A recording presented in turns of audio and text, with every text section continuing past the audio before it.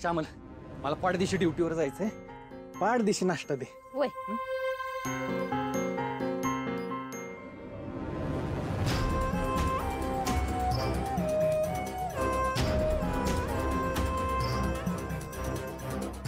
ए श्यामल, इकडे. माझी वर्दी कुठे? हे काय इथंच तर असते खुंटीवर. नाही कुठे गेली? अगं मी तेच विचारतोय, कुठे ठेवली? नाही मी म्हणते तुम्ही कुठे ठेवली? अगं मलाच काय परत विचारते? मी तुला विचारतोय ना कुठे ठेवली. मी नाही ठेवली. थांबा, ऋतिक हाऊसाना खेळायला नेली का बघते. अगं ती काय खेळायची गोष्ट आहे का? तर काय माणसं. ए ऋतिक, हौसा इकडे या. काय झालं पप्पा? माझी वर्दी बघितली का? हो बघितली. बघितली? कुठं? रोज तर बघतो ना तुम्ही घालून जातात. अरे आत्ता बघितली का? खेळायला तर नाही नेली ना तुम्ही? हो पप्पा, वरती काय खेळायची वस्तू आहे? मी नाही घेतली बाबा. घेतली असेल ना खरं खरं सांगा, नाहीतर असा फोकळून काढीन ना तुम्हाला.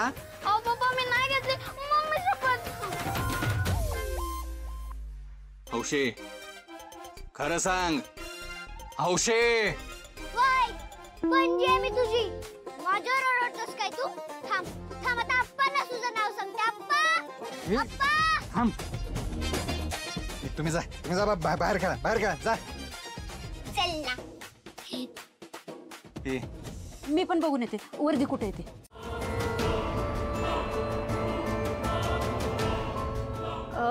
सुनिए,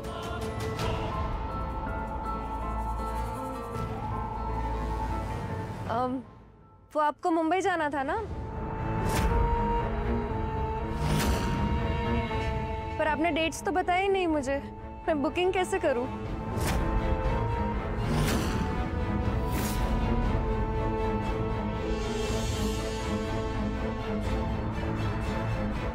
क्या हुआ? डेट्स फाइनल नहीं है क्या?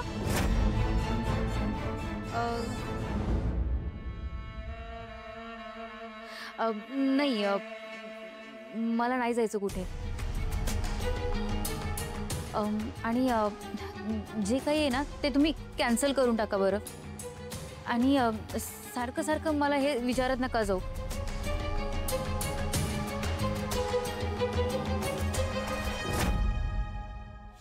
इसको क्या हुआ? कुछ तो गड़बड़ है.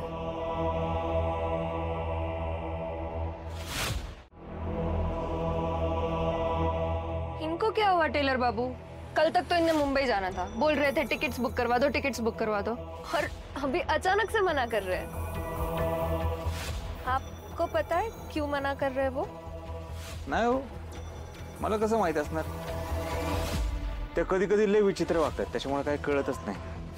त्यांचा नवरा गायब झालाय, त्याच्यामुळे त्यांच्या मनावर परिणाम झालाय बहुतेक.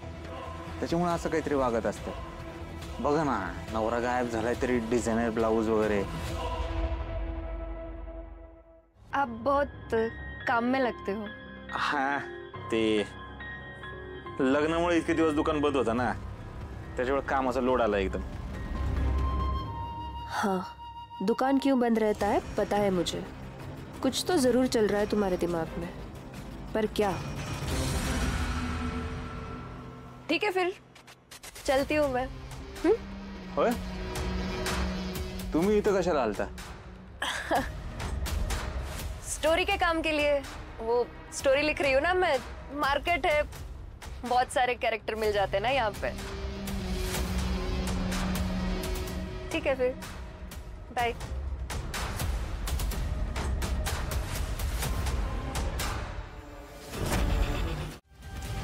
ऐका ना प्लीज, असं नका ना बोलू. मग कसं बोलू?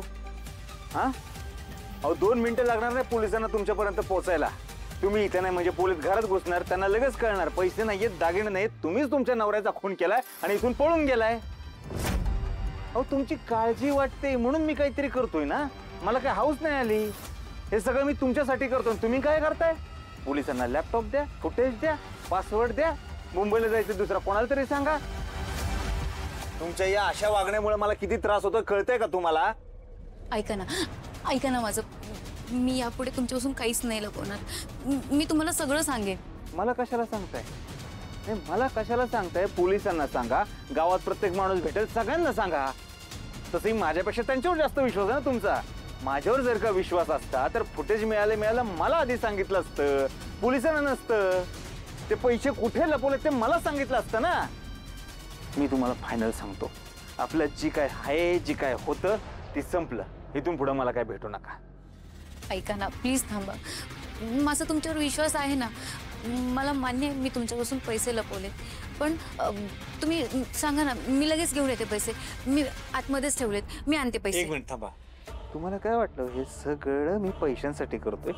एवढा नीच माणूस आहे का मी? हा, पैसा हा मुद्दाच नाही हो.